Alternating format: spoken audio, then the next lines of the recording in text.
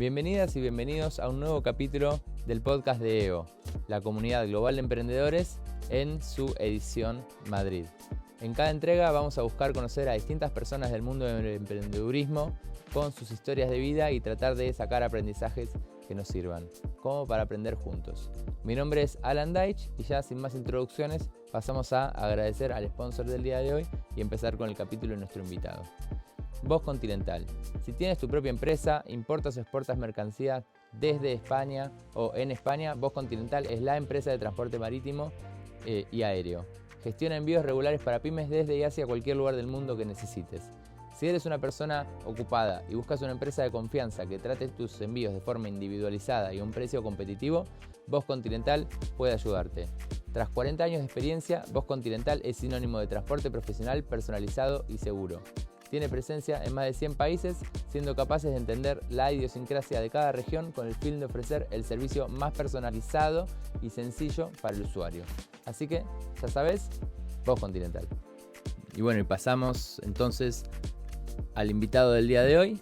Sasha, mucho gusto. Gracias por venir. Muchas gracias por invitarme, Alan. Aparte, esfuerzo especial porque es agosto y estás en Madrid. Estamos aquí sudando un poco.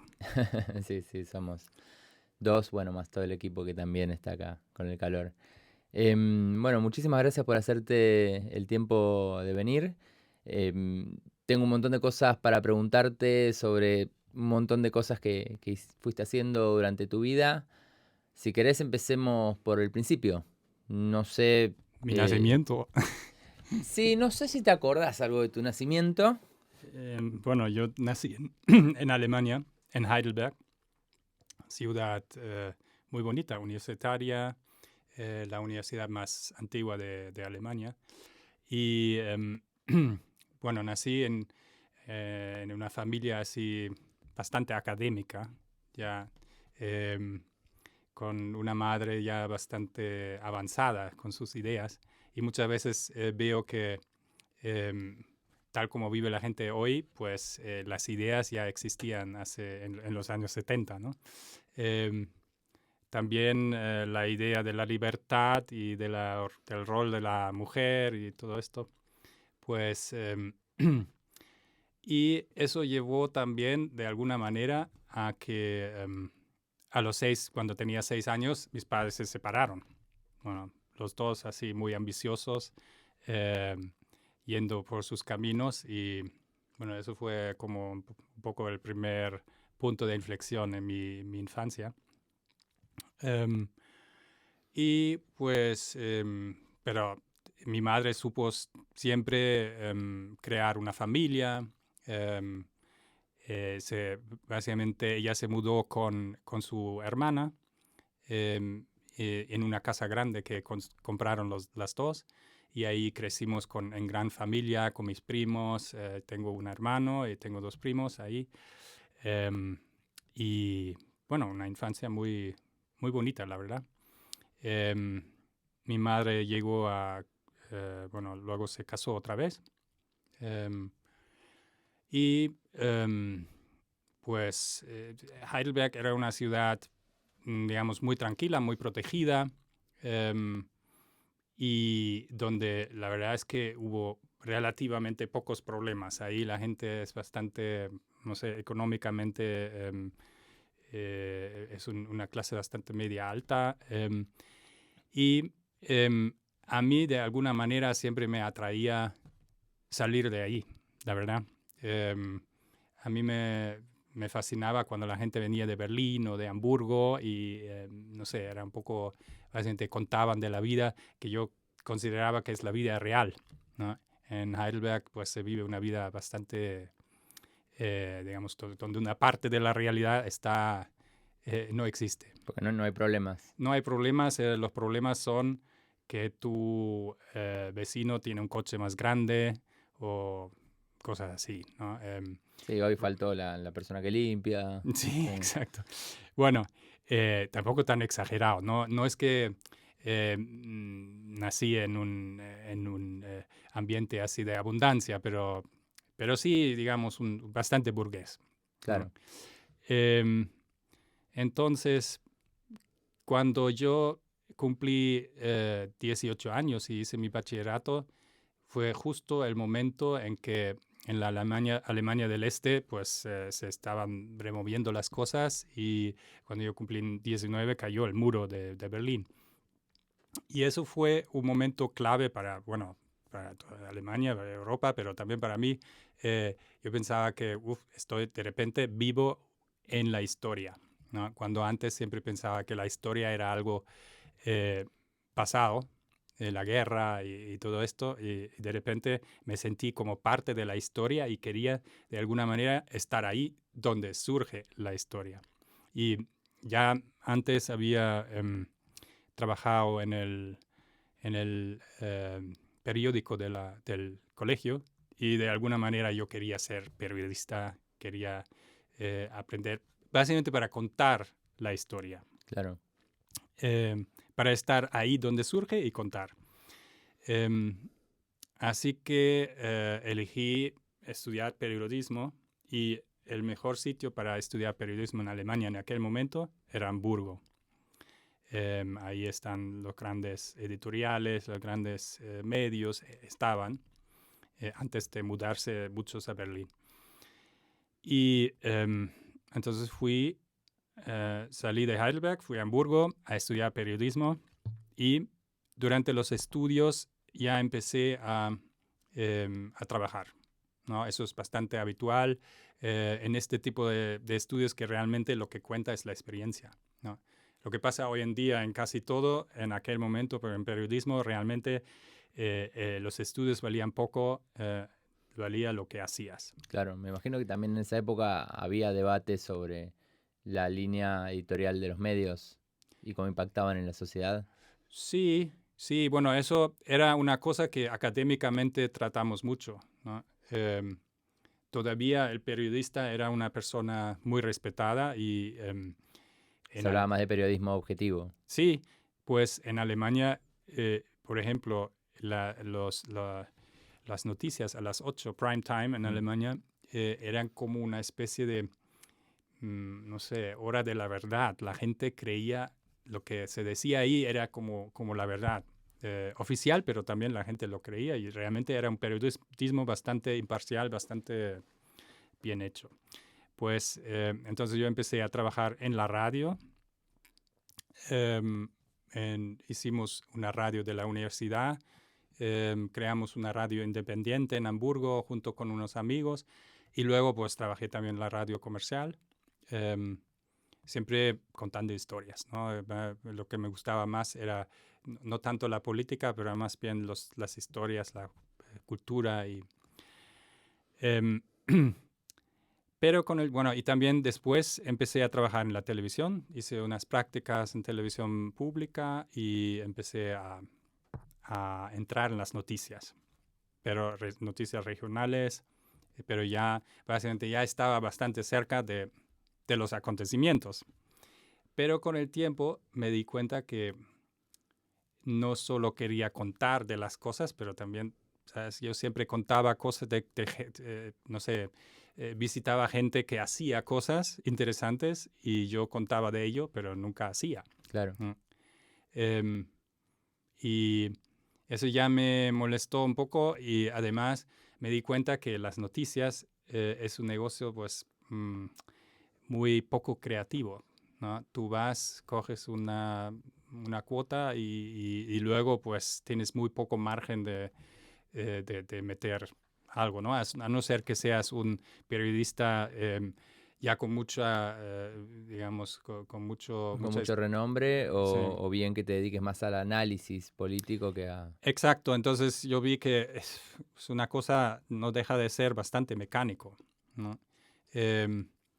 Muchas cosas y entonces en aquella época ya empezó fuerte el Internet y las empresas de Internet, eso ya fue a finales de los 90 y ahí pues me atraía mucho lo novedoso y conseguí unas prácticas en una consultora de empresas.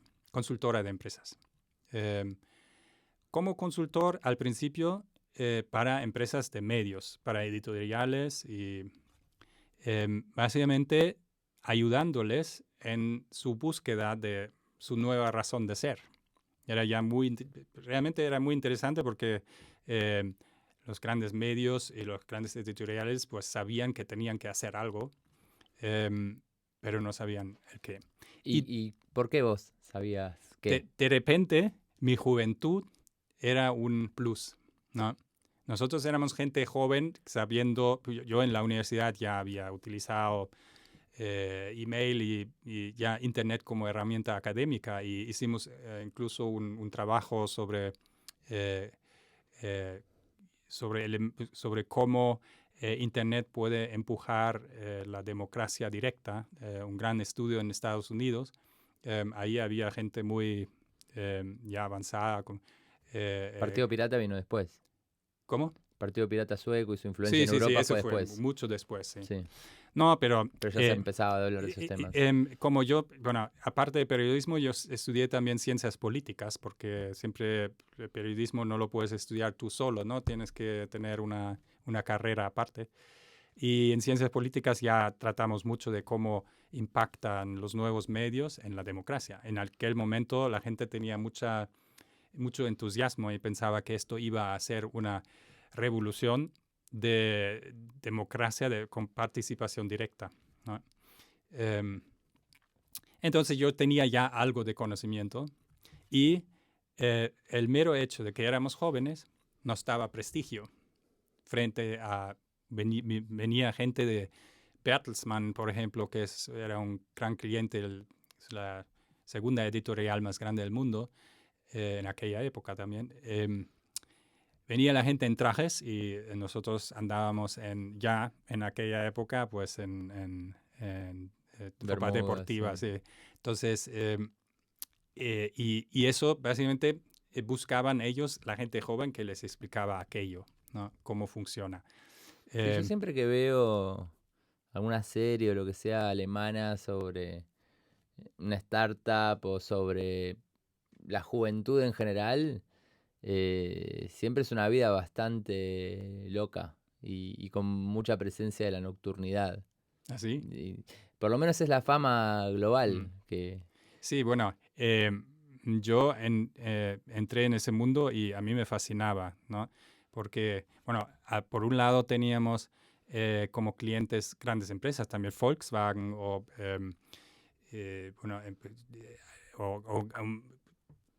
como los medios, como grandes títulos de revistas que básicamente que lideraban el mercado, pero no sabían cómo traducir este modelo de negocio al nuevo mundo, ¿no?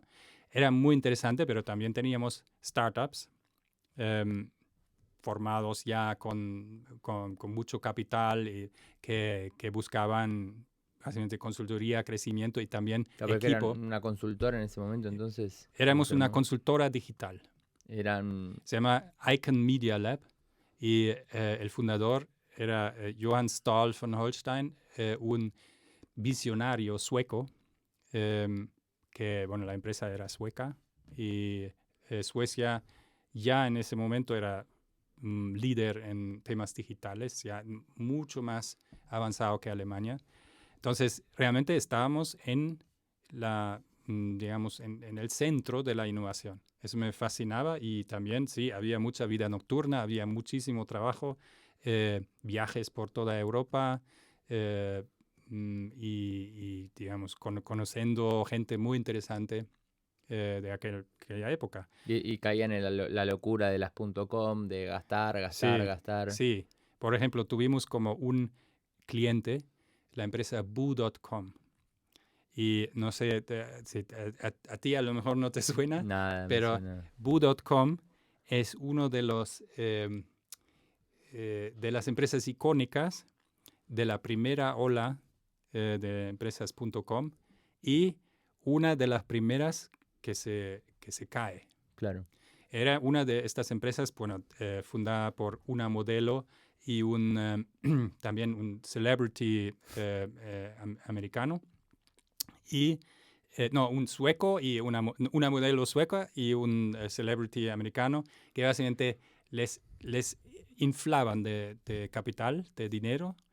Era se podría decir, como una Zalando, ¿no? Empresa de moda que quería vender ropa en internet y ya tenían idea digamos, de mostrar avatares con la ropa, muy avanzado.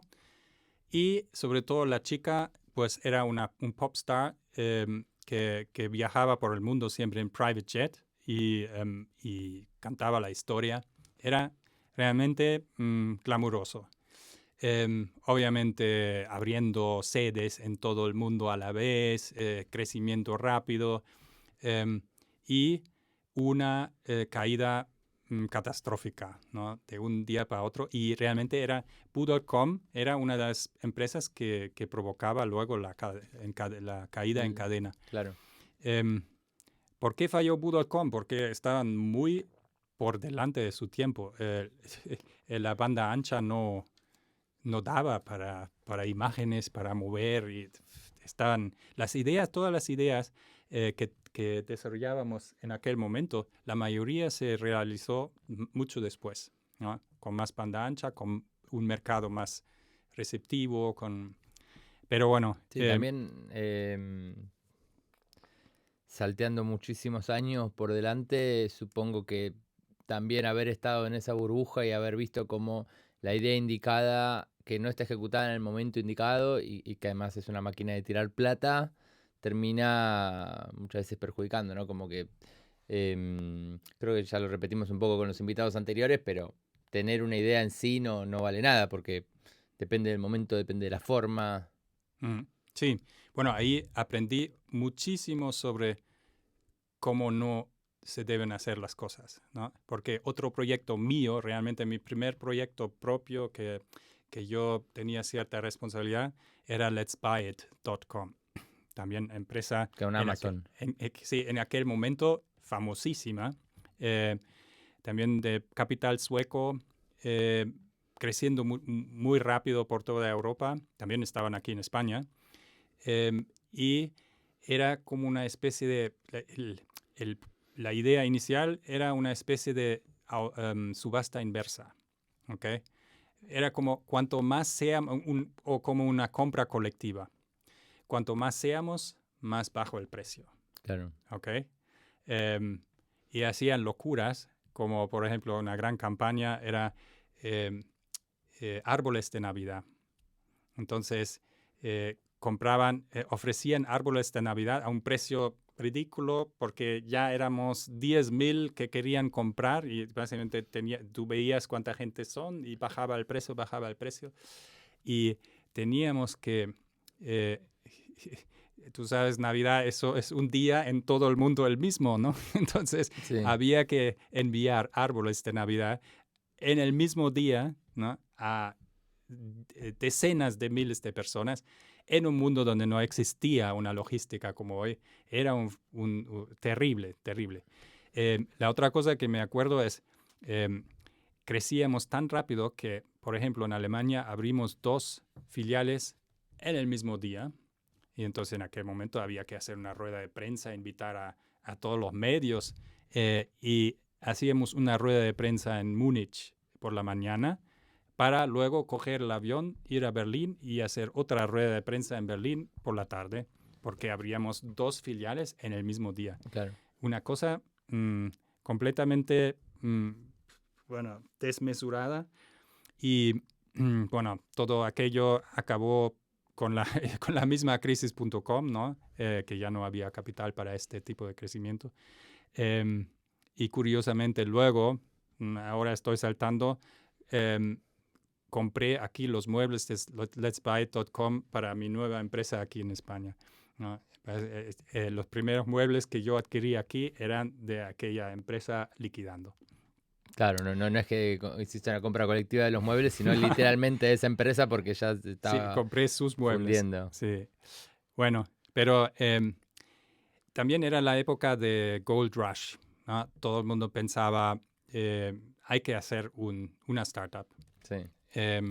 Bueno, es una La hermosa primera época ola. para los que venden picos y palas.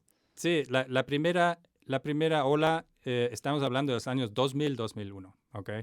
Em, en Alemania teníamos un ejemplo muy famoso, que eran los hermanos Samwer, los que luego construyeron Rocket Internet. En aquel momento ya existían y se rumoreaba o se le contaba la historia de que ellos habían fundado una empresa. Yo creo que se llamaba, muy similar a Zalando, yo creo que Alando o Alandi o algo así, una copia exacta de eBay, y la vendieron en 3 meses a eBay por X millones que nunca se sabía del todo, ¿no? Entonces, eso eran los primeros alemanes que salieron con un pelotazo, como se dice aquí, y ese dinero cogieron y crearon la próxima empresa, Jamba, en aquel momento. Y bueno, era básicamente el ejemplo a seguir. Mucha gente, mi consultora, veías a la gente en rincones hablando de cosas secretas y cada uno, todo el mundo estaba trabajando en algún modelo de negocio. Porque veíamos a la izquierda, a la derecha, la gente creando negocios de la nada, y eso era, digamos, para mí toda una aventura ver esto y el simple hecho de pensar que tú puedes crear tu propia empresa es la primera vez que vino, que lo veía y que vino a mi mente, ¿no? Que es posible porque hay otros que te pueden dar capital. Eso era en aquel momento, pues para mí no lo conocía, no conocía nada de este mundo de la financiación y eso lo vi un poco ahí.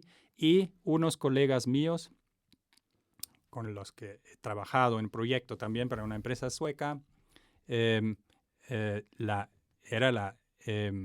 empresa sueca era la Lotería Estatal de Suecia, Svenska Spel, y ellos pensaron, algo así en Alemania no existe, tenemos que digitalizar la lotería y desarrollaron esa idea y me preguntaron si yo quería ir con ellos.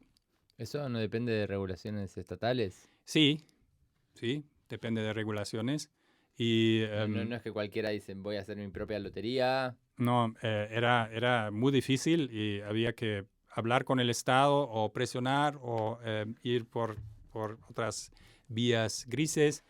Pero lo importante es que en aquel momento yo dije que no, porque yo estaba muy feliz donde estaba. Yo veía muchas empresas interesantes pasando por mi puerta, proyectos súper interesantes, me valoraban. Yo viajaba en business por toda Europa, me sentía como el rey del mundo.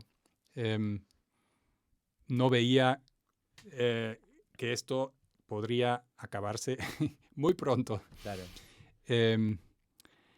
Pero antes de acabarse, como medio año más tarde, cuando ellos ya establecieron la empresa, pues me llamaban constantemente porque como yo había trabajado con ellos en el proyecto y veían que necesitaban a alguien como yo, me hicieron una oferta muy buena y yo ahí dije que sí.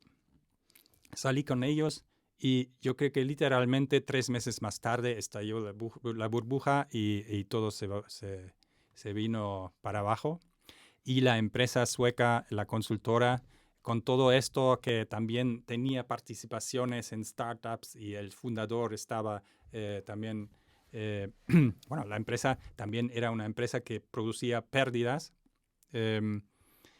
porque también crecía muy, muy rápido en todo el mundo. También había un Icon Media Lab aquí en Madrid. Entró en la misma espiral de muerte y yo creo que no sé, unos 8 meses más tarde tuvo que cerrar.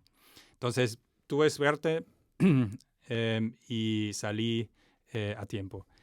Porque aquella empresa de lotería digital que prosperaba también en la crisis, porque era un modelo que no tenía que ver con nada de la nueva economía y tenía un modelo de negocio muy simple. Básicamente lo que antes comprabas en una tienda de lotería, pues ahora lo puedes hacer online, mucho más cómodo, mucho más seguro.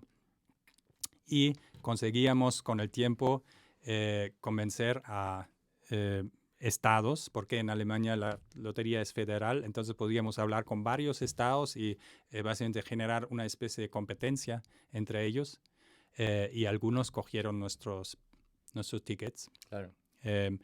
Y así, pues, empezamos ahí un negocio interesante, pero yo era manager, no era... tenía una pequeña participación porque ya se llevaba eso de... no de phantom shares, pero como opciones, ¿no? Pero yo tenía una pequeña participación. Y pero yo tenía la ambición también de ver y desarrollar cosas propias y siempre he tenido la idea de trabajar en el extranjero. Entonces yo les propuse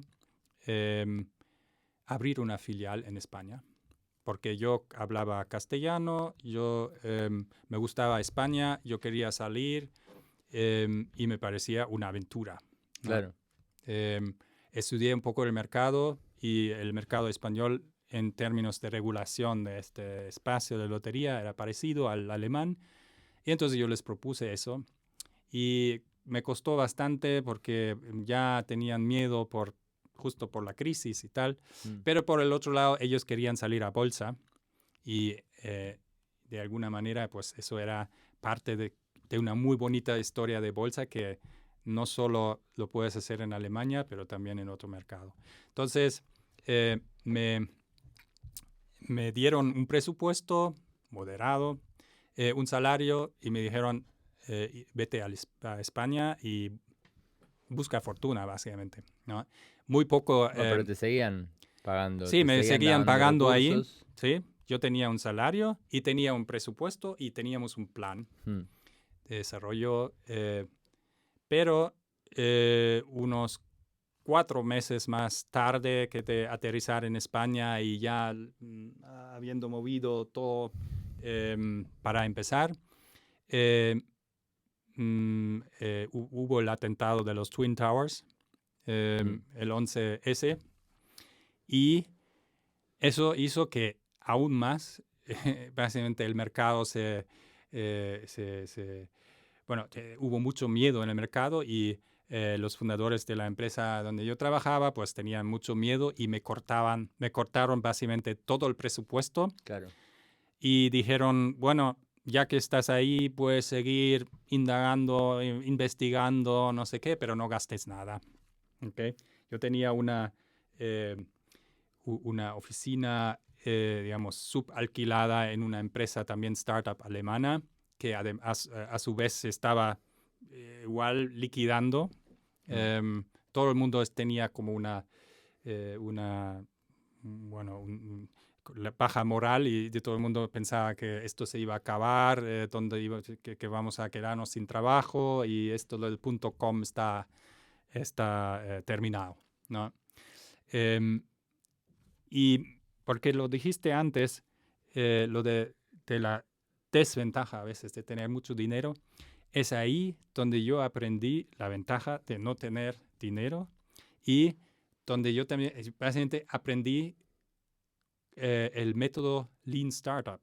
Antes de escribir Eric Ries el libro o el concepto, pero yo lo aprendí ahí y estoy muy agradecido a esa época porque básicamente yo tuve que hacer, con lo poco que tenía, tuve que empezar. Y yo decía que no me voy de aquí sin montar una empresa, porque claro, para eso he venido. Y básicamente eso era la idea de yo aprender cómo montar una empresa con un salario mensual asegurado, ¿no? Es una muy buena situación que hay que aprovechar. Sí, porque lo que rompes no es tuyo, en definitiva. Exacto. Tenía una red, ¿no? Podría teóricamente haber vuelto a Alemania, pero no quería irme sin nada. Entonces yo ahí tuve dos, digamos, circunstancias buenas, que como todo el mundo iba a la calle también de la empresa en la que estaba yo subalquilada, yo cogí los mejores de ahí nos juntamos y les dije, mira, podéis aquí trabajar conmigo por un salario muy bajo y si conseguimos montar algo, pues Va a ser más alto. sí, va a ser más alto y podéis participar de alguna manera en la creación de esta empresa. Y montamos algo con Excel, con Access, que aquel momento era un producto de Microsoft, no sé ni si existe. Sí, lo ubico. Es como era como una base de datos. Sí, es un gestor de bases. Gestor de base de datos. Excel, Access y pues un front-end muy, muy reducido. Creamos nuestra primera página. Todos los procesos detrás de la página eran medio manuales. Básicamente coger data y meterlas en Excel, calcular y la base de datos en Access pues aguantaba lo que aguantaba, ¿no? Muy poco, pero como no teníamos que tener mucha performance al principio, pues hice lo que hoy es estándar, ¿no? Utilizar software estándar, libre en el mercado y crear una interfaz que da el valor al usuario, lo que él espera, y como el usuario no puede mirar detrás de la interfaz, si trabajan 20 becarios o si es toda una máquina gigante, podemos básicamente simular cómo podría funcionar el negocio. Claro. Y eso me ayudó muchísimo en todo el desarrollo de después, ¿no? Esa experiencia. Y conseguimos, como no había nada en España de este tipo, pues crecimos a buen ritmo. Claro. Y era una necesidad, en definitiva. sí, había una necesidad. Era muy fácil entrar en los medios. Eso ya lo habíamos visto en Alemania porque, no sé, la lotería es un tema muy, digamos, es muy fácil de contar historias alrededor. Y, y entonces entramos en los medios, generamos mucho ruido y, bueno, yo creo que después de 18 meses ya facturamos 800.000 euros. Tremendo, porque aparte eran euros que valen más que los euros de ahora. Sí, sí, exacto. Imagino que con todo esto ya los alemanes te empezaban a tomar mucho más en serio. Sí, pues de repente, obviamente, era un mercado interesante España y los planes para salir a bolsa cada vez eran más serias y entonces empezaban a tomarme en serio, empezaban a mandarme un presupuesto, desarrollamos un presupuesto y yo tenía una empresa, contrataba gente y queríamos crecer y teníamos planes muy grandes. ¿Y cómo aprendiste a liderar? Pues, no sé, con mucha pena, la verdad. Ahí, al principio yo creo que cometí todos los errores que uno comete cuando empiezas a tener equipo, pues por ejemplo, yo era muy perfeccionista y quería que todo el mundo haga las cosas, hiciese las cosas de mi manera, ¿no? A mi manera. Y me costó muchísimo aceptar que hay otras maneras de hacer las cosas que pueden ser incluso mejores que la mía. Claro, o sea, te diste cuenta que no es que eras perfeccionista, sino que eras sayista. Sí, exacto. Querías un ejército de sayas. Sí, quería una dictadura de discípulos que me reportasen. Y además yo pensaba que tenía que saber todo mejor que mis empleados, ¿no? Que tenía que diseñar mejor que la diseñadora, para poder estar encima de ella. Bueno, hasta que me medio impusieron una persona a mi lado, porque yo creo que también se dieron cuenta mis colegas en Alemania, que era una persona muy experimentada justo en esto. Había ido a una escuela de management bastante dura en Inglaterra. Básicamente él estaba en Marks and Spencer, gran department stores, como Corte Inglés, y ahí habían pasado una escuela muy dura y me enseñaba bastantes cosas, la verdad. Yo flipaba como cómo se puede liderar de otra manera em, y ahí aprendí algo de liderazgo, ¿no? Claro. Es verdad que no es mi fuerte, nunca ha sido, pero yo aprendí la base para por lo menos, no sé, en el futuro dejar un poco más de libertad a la gente que yo quería que trabajasen conmigo. ¿No? Y además sentía obviamente mi completa ausencia de conocimiento de un business school, por ejemplo, ¿no? Yo en aquel momento yo sentía que necesitaba un máster, porque yo no he estudiado ni empresariales ni nada de eso. Entonces, sí, es verdad que hasta con ciencias políticas muchas cosas me valían. Por ejemplo, sabía redactar mejor que otros, sabía reducir cosas complejas bueno, básicamente a resumirlos. Pero me faltaba bastante conocimiento. Y yo intenté compensarlo un poco con libros y cosas así, pero eso era algo que muchos emprendedores, yo creo que en su vida en algún momento ven que no han sido formados para ello. Claro, y el conocimiento, lo que te faltaba ahora con el diario del lunes, ya habiendo pasado, ¿lo supliste más con libros o más con personas o más con experiencia? Con experiencia, cometiendo errores y intentando aprender de ellos. Aunque a mí me cuesta mucho, necesito un poco más de tiempo para aprender y rectificar, pero así. Em, y la historia sigue que los alemanes consiguen salir a bolsa. Antes de salir a bolsa me forzaron básicamente a vender mi participación porque todo tenía que estar no sé qué, entonces no tenía participación. Eso sí, ganaba bien, tenía un buen bono, pero yo sentía de alguna manera que parte de la salida a bolsa, que era una salida de 150 millones más o menos, mis dos colegas se hicieron multimillonarios en un día y yo relativamente poco sacaba de aquello, ¿no? Y también veía que había cometido bastantes errores en el camino, digamos, de negociación para sacar lo que yo pensaba que era también un logro mío, ¿no? Claro. Parte de la historia de bolsa, solo estábamos en dos mercados, en Alemania y en España, y obviamente es muy distinto si puedes demostrar que en un mercado, además, tan regulado como es la lotería, has sido capaz de transferir ese modelo a otro mercado. Claro. Pero bueno, aprendizaje también duro. Y ya pensaba que, mira, al final tengo que hacer mi propia cosa aquí, ¿no?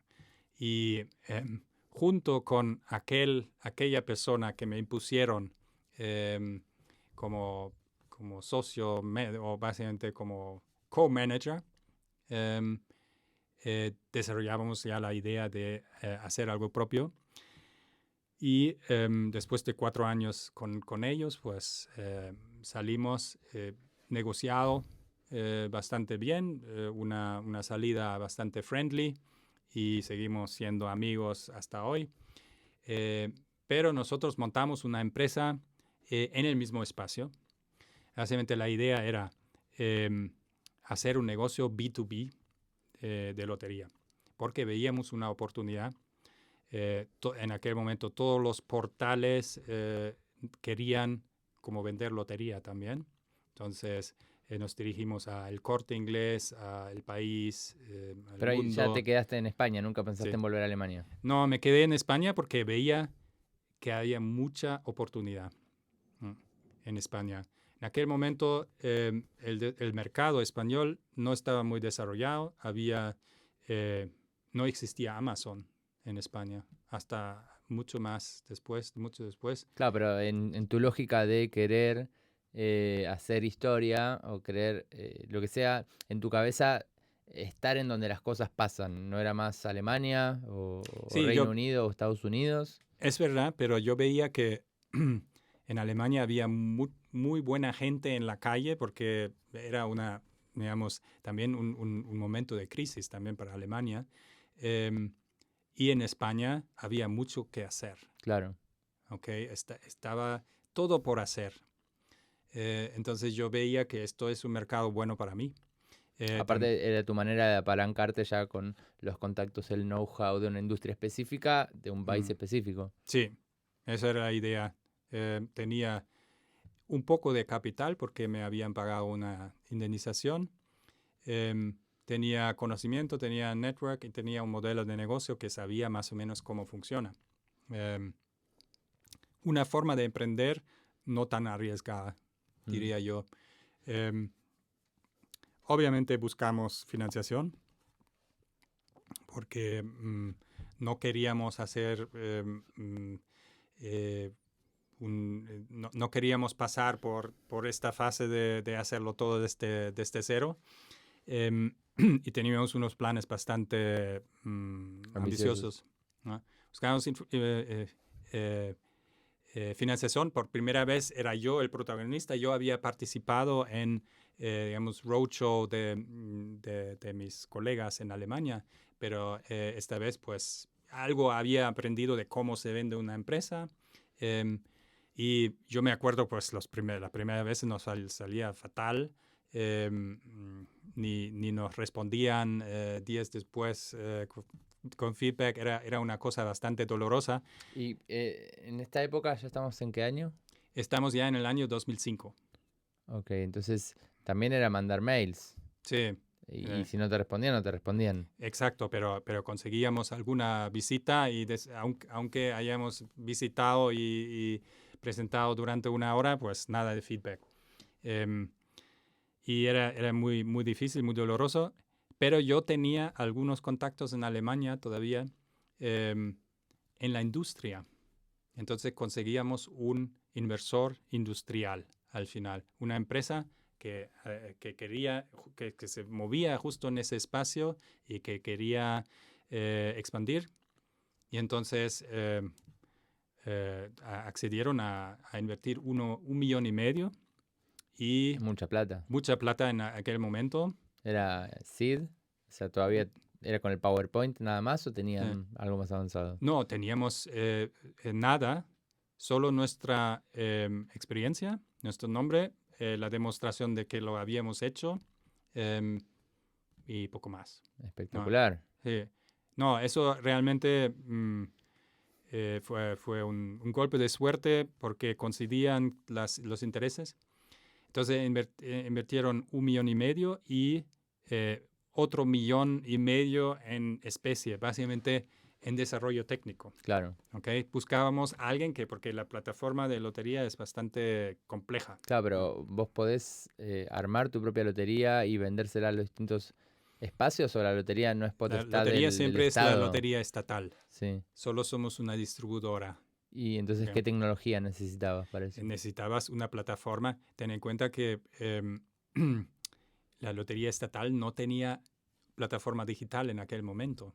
Entonces nosotros teníamos que desarrollar todo el sistema de coger las apuestas y básicamente transformarlos en tickets. O sea, eras un proveedor para la lotería, sí. El desarrollo lo hacías gratis y apostabas a la comisión futura. Teníamos una comisión de servicio encima. ¿Okay? Básicamente cobrábamos una cuota de servicio por hacerlo. Una cuota online. fija. Sí. Bueno, una cuota porcentual sobre la apuesta. Claro. Por eso, pero todo te pagaron X por armar la plataforma digital y después un porcentual de las ventas. No. Nosotros con la lotería estatal no teníamos trato. ¿No? Nosotros básicamente enchufábamos como si fuésemos una tienda de lotería, una administración de lotería cualquiera. ¿Okay? Nosotros cobrábamos de los usuarios. Y añadimos en el camino mucho valor porque no tenías que desplazarte, no puedes perder tu ticket, puedes hacer apuestas múltiples, puedes hacer abonos. No existía un abono, por ejemplo. Claro. ¿No? Una cosa muy cómoda. La gente realmente juega la lotería, juega los mismos números todas las semanas. Claro. Todo eso lo facilitábamos, ¿no? Básicamente buscábamos hábitos sociales y los digitalizábamos. Lo mismo con la lotería de Navidad aquí en España.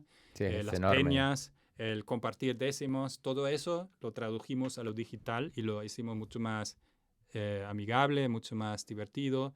En Alemania también existe todo ese concepto de la lotería de Navidad. No, esa lotería de Navidad no existe. Como un fenómeno cultural, ¿no? Y aquí también eso fue una gran ventaja porque generaba muchas historias, ¿no? Muchísimas historias. Entonces, bueno, pero y más o menos a los 2 años de operar esto, tuve un golpe de suerte único en la vida empresarial porque nos tocó un premio, el premio más grande del mundo en aquella época. Tocó en nuestra plataforma. ¿Y vos que te llevabas un porcentual del premio también? No, pero toda la publicidad. Sí. ¿Okay? Nos buscaba, nosotros ya teníamos negocio B2B con el Corte Inglés, con muchos portales, con Telefónica, pero ya habíamos creado nuestra propia marca. Porque vos lo que les permitías a ellos era vender lotería. Sí. Sobre Estilo marca blanca. Sí, estilo marca blanca, el Corte Inglés Loterías. Bien. Como si fuese una administración de lotería en un centro de Corte Inglés, pues en la portal de corteinglés.es también había lotería. Claro. Lo mismo en todos los demás. Ese concepto de portal ya no existe, pero en aquel momento existía el portal Telefónica donde tú entrabas ya con tu router, no sé, la primera cosa que veías era Telefónica, pues, y tenían todos los servicios. Es que todavía estaba la apuesta de quién iba a ser la homepage de Internet. Exacto. Después terminó siendo Google. Sí, exacto. ¿No? En aquel momento todo el mundo quería ser un gatekeeper, básicamente donde entraba el tráfico y lo distribuyen. Y distribuir y obviamente ofrecer servicios y cobrar comisión. Pero teníamos ya nuestra propia marca. Y entonces en esa propia marca tocó el premio más grande, que eran 126 millones de euros. En aquel momento era el récord. Ya hay premios mucho más grandes, pero era el récord una chica en Mallorca de 21 años. Entonces, esa chica en Mallorca obviamente no quería aparecer en ningún lado y acordamos con ella que nosotros nos vamos a poner de frente. Claro. Y toda la prensa del mundo, literal, hasta prensa australiana y no sé qué, vinieron hacia nosotros. Aparecía en todas las televisiones de España, pero también de otras, porque eso era algo insólito. Claro. Una historia buenísima, una chica, no sé qué. Y esa chica no quería aparecer. No quería aparecer, tenía mucho miedo. Miedo a que le roben en el futuro, sí, la marquen. De todo. Mallorca es una isla pequeña, ahí se conoce rápido, ¿no? Cualquier elemento más, cualquier atributo que le caracterice, la gente le iba a Y viniendo saliendo un poco de esto, viniendo de la comunicación y habiéndote dedicado tanto tiempo a los juegos de azar, ¿no te sentás a filosofar sobre el rol que tiene en la sociedad esto? O historias que hayas visto. Eso a mí, bueno, además hablaba mucho con la chica porque le ayudábamos básicamente a organizar su vida, ¿no? Estaba como completamente perdida. No sabía qué hacer. ¿También hacían de asesores financieros? Sí, acabamos de hacernos asesores financieros y asesor también de cómo gestionar una situación así.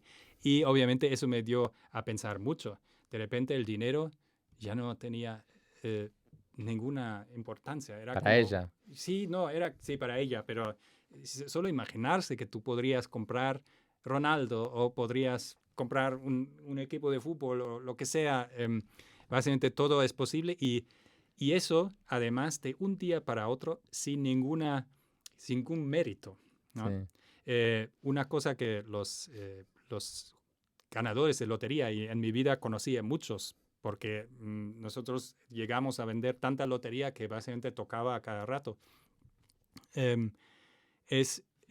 Básicamente ellos durante toda la vida tienen ese remordimiento o ese sentimiento de culpa, ¿no? ¿Por qué ellos? ¿No? Porque ese dinero no se lo merecen, básicamente. No han trabajado para ello. Y eso les hace, es un problemón para ellos, ¿no? Porque no pueden disfrutar tanto como tú puedes disfrutar, que has creado tu empresa, la has vendido y es tu dinero. Sí, depende con quién hables. Ah. También hay muchos emprendedores de... Ya. Yo qué sé. Claro, yo Viene de más otro bien lado, pero... veo que hay una responsabilidad, ¿no? Yo veo que los emprendedores que venden su empresa, pues, tienen un fuerte sentimiento de dar algo al ecosistema. Sí, pero por lo menos hay un componente de orgullo que Sí. si ganas la lotería no está. No está, ¿no? Te sientes como más bien que tienes que ocultarlo. Como que naciste con padres ricos. Sí, exacto. Y aparte ocultarlo por un tema... Incluso los padres ricos resultan más fáciles porque tú dices, mira, todo es de mi familia, no sé qué, y es mi orgullo, pero ganar la lotería no tiene nada de ello. Y por eso también muchos caen en la miseria. Pero entonces ayudamos a esa chica un poco a organizarse porque, bueno, me daba hasta pena, ¿no? No sabía cómo... Claro. Sí, eso en Argentina hay una frase en las redes sociales muy de moda que se usa para memes, que cuando sea rico no diré nada, pero habrá señales, ¿no? Y ponen como llegando en un Ferrari a algún lado, como... Porque es difícil también, y es muy tentador empezar a lo que sea, que les invitar a 10 amigos de vacaciones y de golpe... Y alguien se va a dar cuenta de que ganaste la lotería. Alguien va a preguntar algo. Sí, normalmente tienes que crear una historia de que poco a poco has hecho esto y lo otro y has ganado. Pero bueno, eso básicamente catapultó nuestra marca y ahí pues llegamos a vender 20 millones de euros al año y Tremendo. O sea que vos también ganaste la lotería. Yo al final gané algo en la lotería, sí, y eso hizo que al final pude vender por partes este negocio y empecé a invertir como ya había visto con muchos conocidos que habían hecho cosas parecidas. Y obviamente... En ese momento en donde vos te ganás la lotería, entre comillas, es decir, tenés tu empresa, ya tenías plata, te iba bien, pero en un momento la vendiste. Y de golpe hay un día en donde te levantás...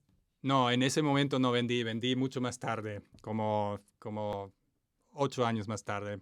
O sea, pero ¿cómo invertías? ¿No es que te habías ido de la empresa? Sí, bueno, yo empecé ya a invertir teniendo la empresa, ¿ok? De muchas maneras y muchas maneras también equivocadas Claro, por eso, en ese momento en donde mirás la cuenta bancaria y decís, ya puedo invertir, ya puedo jugar un poco a ser Dios, en algún sentido, con en dónde pones fichas y lo que sea. ¿No tuviste algún tipo de mareo mental? Sí, bueno, de desorientación. Yo tenía mucho miedo de repente no tener ruido, ¿no? Porque eso, bueno, yo conozco un conocido mío, vendió su empresa el año pasado y claro, él era el director de una empresa con 120 empleados y de repente de un día para otro, silencio, ¿no? Yo tenía mucho miedo. A él no le preocupa eso, pero a mí sí. Yo necesitaba también el rock and roll, ¿no? Claro, pero además del rock and roll, a lo que me refería es, no sé, yo hablé bastante con gente que vendió su empresa cuando me tocó el turno y lo que me dijeron es cuando recibas la plata, no hagas nada. No hagas nada por el primer año. Porque todo va a ser un error. Sí. Porque te pasan oportunidades por adelante y dices, bueno, no bueno, estás acostumbrado. Yo cometía ya los errores antes. Claro. Porque ya había empezado a invertir, a crear empresas aparte y llegué a tener, junto con un socio, lo que llamamos Venture Builder, donde había 8 empresas, 150 empleados y un desmadre. ¿Eso al mismo tiempo que la otra? Sí. Un desmadre. Con la idea de que, claro, teníamos ahí fundadores y Básicamente podíamos gestionar. La otra empresa iba más o menos solo. Claro, pero Mm. habiendo pasado la burbuja de las .com, en el Venture Ujú. Builder, Sí. ¿no tenías una sensación de ser otra burbuja? Sí, debería haber sabido mejor. No sé, quizás no La lo idea fue. no era mala, era básicamente también mirando lo que hacía Rocket Internet, era crear digital native brands, ¿ok? Marcas que solo existen en digital. Hoy se llaman también digital to consumer brands, básicamente que no van vía stores, van directo al consumidor. Y eso es un poco sota caballo rey, ¿ok? Una marca y otra marca. Me perdí con la frase. Ok, básicamente es crear comercio electrónico, crear marcas, vender productos con esas marcas, Sí. siempre productos que básicamente están de moda. ¿Okay? Ejemplo, eh, colchones. En un momento dado surgieron muchos startups de colchones, Emma y Eve y no sé qué, no sé si tú conoces eso, pero... y nosotros creamos una marca de colchones para aquellos productores que no tenían marca propia. Mm. ¿Okay? Nosotros no producíamos nada, solo creamos una marca, enchufamos productores y por el otro lado el mundo del comercio electrónico. Amazon, eBay, Carrefour. O sea que no les armaban su e-commerce. No, les creábamos, bueno, Eran su departamento digital. les creábamos un flagship store, una página web, ¿no? Donde se veían los productos con su precio, no sé qué, y luego se vendía por Amazon y eBay y todos los demás. Claro. Colchones. En un momento dado éramos los vendedores más grandes de hoverboards, que eran producto de moda, esos de Sí. Segway sin palanca. Sí. EvoMotion era la marca. Básicamente cuando metías en Google hoverboard, aparecía EvoMotion el primero Claro. en muchos mercados. Entonces, y pensábamos, claro, crear marcas y cada marca tenía su equipo fundador y su especialidad, pues, de sourcing de los productos. Los hoverboards eran de China, los colchones eran de Murcia, pero al final para nosotros era marketing. ¿Okay? Sí. Era comercio electrónico, era marketing y logística. Al final no era tan sota caballo rey como yo pensaba. Era muy complejo y demasiado. Un desmadre, como yo digo, y con mucha suerte conseguimos deshacerlo sin un desastre mayor. Algún daño colateral sí hubo deudas, teníamos que cerrar cosas y también despedir a mucha gente, ¿no? Claro. Eso era bastante doloroso en el año 2018. Y a partir de ahí, pues yo dije, mira, ahora voy a quitar complejidad, ¿no? Y hacer las cosas más simples. Y porque a mí realmente nunca me había gustado la idea de solo invertir, porque eso es aburrido. Sí. ¿No? Para invertir, inviertes en bolsa o en un fondo o en un producto o no sé qué. Pero aparte no sé si sos una persona ansiosa. Mm. A mí me pasa, ¿viste? Invertís y, Mm. no sé, a la semana siguiente, bueno, ¿cómo viene? Bueno, Sí. ¿cómo viene? Y claro, la inversión en 5 años vas a ver qué pasa. Sí, no, y es bastante, sí, aburrido para mí. Yo siempre veo y ahora lo tengo mucho más claro. Yo quiero estar, ¿sabes? Sobre todo en En los la cocina. principios de lo que a mí me interesa, son los principios de los negocios, lo que se llama early stage. Y yo creo que es ahí donde puedo aportar más, ¿no? También en todos estos años he trabajado mucho con la universidad, con el EA Business School. Hemos creado una especie de aceleradora donde, por un lado, se enseña la teoría y por el otro, la práctica de montar un negocio. ¿Okay? Y entonces supongo que en todos estos años viste muchísimas startups. Sí, veo muchísimas startups. ¿Cuál También. fue, de todas las startups que viste, tu mayor acierto y tu mayor error? Ok, el mayor error... Mayor error, me refiero a la que dejaste pasar, Sí, que hoy es... Sí, es la empresa del amigo que yo mencioné antes. La empresa se llama Packlink y yo Sí. Y yo, pues, al principio iba a invertir, ¿ok? Éramos vecinos, hablábamos y yo dije que, bueno, te puedo ayudar, puedo conseguir financiación. Y yo con un amigo quería coinvertir. Este amigo mío tenía mucho más dinero que yo en aquel momento y él llevaba un poco la voz cantante de la negociación. Y además era su primer gran inversión, iba a ser su primera gran inversión como business angel y iba un poco de duro. Negociamos con él y su socio y estábamos casi listos, pero luego él se buscó a otro inversor que le daba más dinero, mejores condiciones y ahí nosotros, no sé, ni tuvimos la posibilidad de renegociar y Pero era un poco entonces, un error de negociación. Entonces, él empezó con aquella con el inversor y le fue muy bien y vendió la empresa el año pasado por unos 350 millones, algo así. Ah, y yo siempre creía en la empresa y le seguía y somos amigos y hoy podemos reírnos de esto. y entonces tu mejor acierto. Pues mira, todavía como inversor no tengo un pelotazo, un exit así que contar porque como tú has dicho bien antes, la inversión en startups es de muy largo plazo. Y además, un poco quizás si te fue bien una vez, Mm, no sé si te pasó, pero quizás al principio sentís como, uy, me fue bien, tengo criterio, tengo el ojo, pero después es una lotería en parte, mm. ¿no? Pues desde luego no recomiendo a nadie meterse en esto, en invertir en startups en early stage como buen negocio, ¿no? No es para hacerse rico. Eso es, si tienes un dinero extra y te diviertes, pues lo puedes hacer.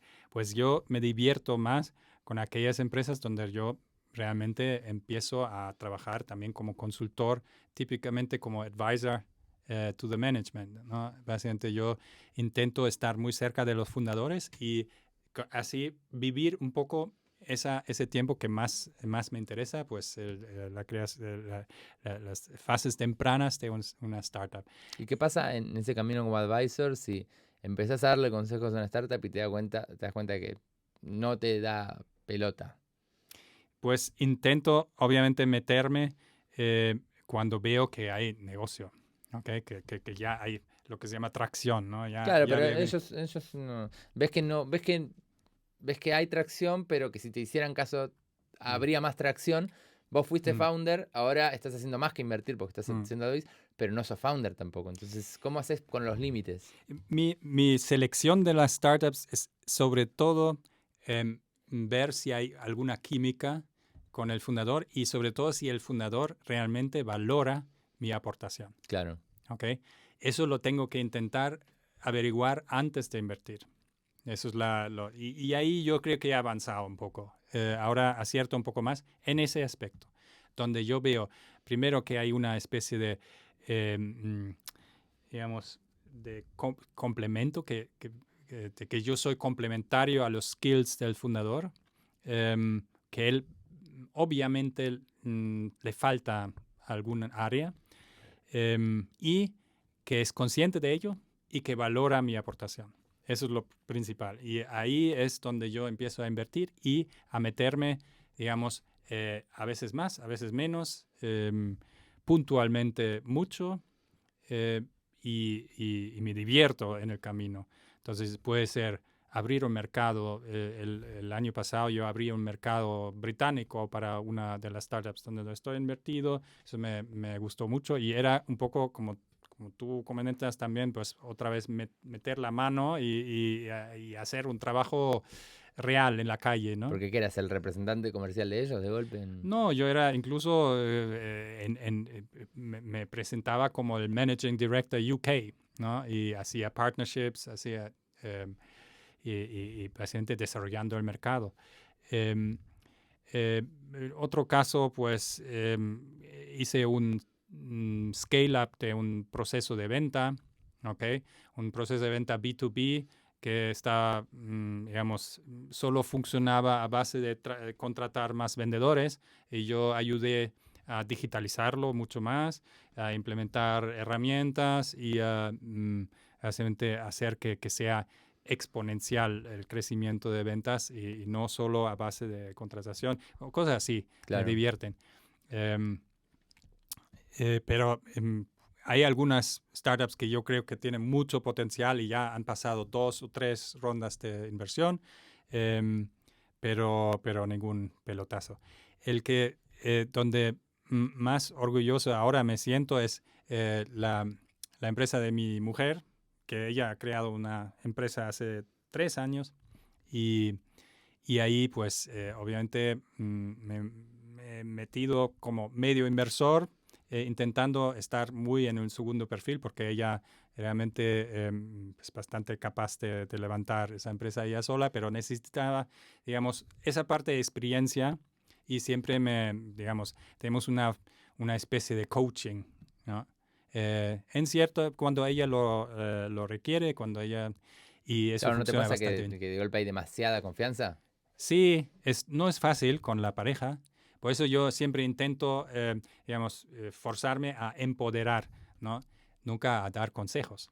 Yo intento, digamos, ser un coach. Que sepa que estás ahí cuando... Sí, y de proponerle cosas, pero no de tomar decisiones, por ejemplo. Claro.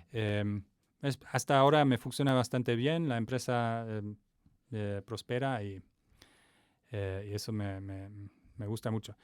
Pero bueno, aparte de eso, ahora mismo me ha costado mucho, pero estoy en un momento donde hago cosas que me gustan, siempre estando, digamos, en el mundo startup, en la innovación, es básicamente lo que a mí me fascina, los temas nuevos, desarrollo de nuevas ideas, y tengo la fórmula ahora para estar no solo como mentor, porque eso también me aburre un poco, porque los mentores están 3 días y ya se van y dicen 3 cosas que no dejan de ser bastante superficiales. Estoy mucho más en el ajo, metiendo la mano en el barro, pero por el otro lado no hay tanto riesgo para mí como antes. Y entonces, ¿que haces cosas que te gustan? ¿Te referís a ser mentor o qué otras cosas estás haciendo? No, pues consultor activo, miembro activo de las startups. Y aparte de startups, o sea, ¿qué te ocupa tu día hoy? Aparte de eso, pues sí, digamos, trabajo con la universidad. Ahí trabajo bastante en el Venture Lab, como lo llamamos. Eso es como educación, formación. Siempre de la parte práctica de básicamente el Lean Startup Approach. Estoy de mentor en aceleradoras, como una que me gusta mucho es el SEC Lab, tecnología de educación.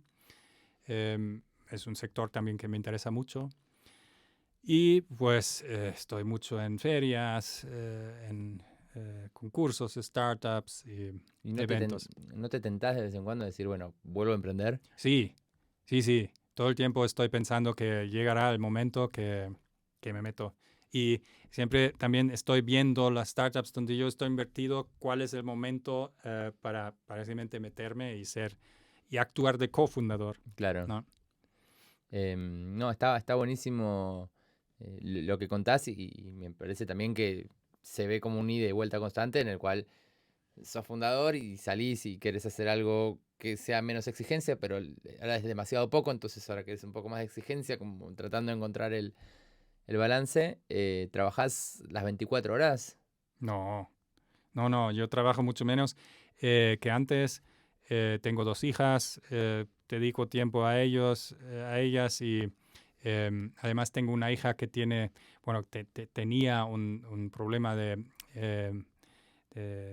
¿cómo se llama esto? Un trastorno alimenticio. Entonces yo tenía que comer y cenar con ella. Entonces básicamente tengo mucha libertad en mi horario y puedo trabajar mucho desde casa y no soy un workaholic. Claro, y volver a Alemania. Volver a Alemania, quería volver al principio, luego me separé de mi mujer, entonces eso básicamente me cortó el camino hacia Alemania porque mujer española y yo no puedo llevarme a las niñas sin consentimiento, entonces es ahí donde yo por primera vez pues me tuve que, bueno, tuve que aprender o realizar que no hay camino de vuelta hasta que mis hijas estén fuera de casa. Claro. Entonces, pero bueno, España no es mal sitio. Madrid me gusta mucho como ciudad, tiene mucha calidad de vida y no es el peor sitio. No, a mí me encanta, sí. Uh, Bueno, y con todo esto, nos saltemos una parte súper importante de tu vida, que es cuando entraste a EO. Sí, cuando entré a EO, pues hace 3 años y medio más o menos, sí. Conocí a René de Jong. René de Jong era, que conocimos, o fuimos a una cena con él porque él es el ex jefe de mi mujer. Así es la conexión. Y en una cena muy amena, pues hablábamos de, sí, él también invierte en startups, yo también, y hablamos un poco, pues, y él me propuso entrar en EO y me lo vendió muy bien. Yo entonces fui a una sesión y me pareció muy interesante. Era una cosa completamente distinta de lo que yo tenía en mente. Y me pareció muy interesante y me pareció además una cosa completamente complementaria a las cosas que yo hago, ¿no? Que, en un tuit, ¿qué es lo que tenías en mente y qué terminó siendo? Yo tenía en mente una organización de emprendedores que básicamente hacen negocio entre ellos y te dan acceso a, a hacer más negocio, network. Ten en cuenta que yo en mi vida ahora hago mucho networking, casi demasiado. A veces es como no me acuerdo de los nombres, de las caras y me molesta un montón de no poder memorizar todo lo que yo veo en mi día a día. Entonces, a mí me pareció muy complementario porque es mucho más, digamos, dirigido hacia adentro que yo pensaba, ¿no? Es mucho más aprendizaje, pero un aprendizaje profundo. También, obviamente, de crecimiento como persona. Esa parte no la tenía, no sé, por lo menos no tenía en cuenta que exista algo así. Y eso yo creo que todo el mundo que ha entrado en EO diría algo parecido, que esa es la parte más importante de EO, ¿no? Lo de crecer personalmente, porque nosotros estamos muy enfocados siempre a formaciones y saber aprendizaje, digamos, de temáticas que nos ayudan a mejorar en los negocios y muchas veces dejamos al lado que al final se trata de ser feliz, ¿no? Y es lo que estábamos hablando, pues, ¿qué haces con mucho dinero en tu cuenta? Eso no es la felicidad. Eso es digamos, lo que nos venden siempre como el objetivo de todo esto, es que un día pues tengas mucho dinero en tu cuenta, pero realmente es mucho más difícil encontrar el camino, y a mí me costaba mucho encontrar el camino de qué equilibrio entre tener tiempo para la familia y dedicarme a cosas que realmente me gustan también a largo plazo y tener al mismo tiempo suficiente dinero para vivir. Claro, sí, también para mí está bueno que, viste, el pasto del vecino es siempre más verde. Yo cuando entré a EO lo que me pasó muchas veces es eso, que de afuera decís, están todos hechos, ninguno tiene un problema, sus vidas son perfectas, seguro que se juntan a hablar de estupideces, de marcas de zapatos, y te metes y no es tan así. No es que todo el mundo tiene una situación financiera fantástica, ni una situación familiar fantástica, ni lo que sea, y eso a mí me pareció súper interesante, como mirar y decir, éramos todos iguales, ¿viste? Porque cuando uno va desbloqueando niveles, dice, bueno, ahora sí está la gente que es feliz. Y no, en todos los niveles hay como... Somos humanos, en definitiva, sí, somos insoportablemente inconformistas por naturaleza. casi lo más sorprendente es que todo el mundo tiene los mismos problemas, ¿no? El que tiene 11 millones en su cuenta y el que tiene 300.000 en su cuenta. Sí, el que tiene 300 Yeah. en su cuenta tiene otros problemas Yeah. distintos. Sí, Pero en una escala ya de ahí para arriba es lo mismo. sí, los problemas son muy parecidos y el que tiene 100 empleados, el que tiene 10 empleados. Por eso a mí me encanta eso de en EO, pues un principio muy importante es la equidad. Y es así, es que nadie es más importante, los problemas al final son los mismos y las experiencias son también interesantes de todo el mundo por igual. Claro, para mí también está bueno, no sé si mucha gente lo sabe, pero se entra por referencias a EO. Entonces es un lugar en el cual no es que uno muestra la chequera y bueno, listo, que entre, sino que se busca eso, porque no todo el mundo dentro del mundo emprendedor o empresario tiene su humildad o tiene esas ganas de ayudar o lo que sea, y acá se genera como un ambiente de camaradería que para mí es súper interesante. Más de ganas de ayudar, que obviamente sí, todos los miembros de EO que yo he conocido pues, tienen esa generosidad, pero más bien ganas de aprender, ¿no? Hay mucha gente que piensa que lo sabe todo y ya es como, ¿sabes? Todo el mundo tiene que aprender de ti y aquí pues todo el mundo tiene ese mindset, ¿no? De que básicamente tenemos que aprender nosotros. Sí. Bueno, nada, está buenísimo.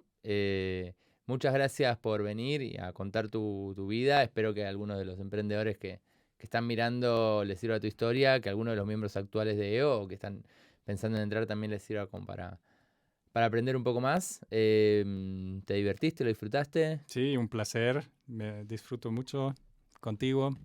El otro día estuvimos bailando, no sé si te acuerdas, pero disfruto más aquí que bailando. Bueno, buenísimo. Entonces, bueno, muchas gracias y nos vemos en la próxima edición. Gracias.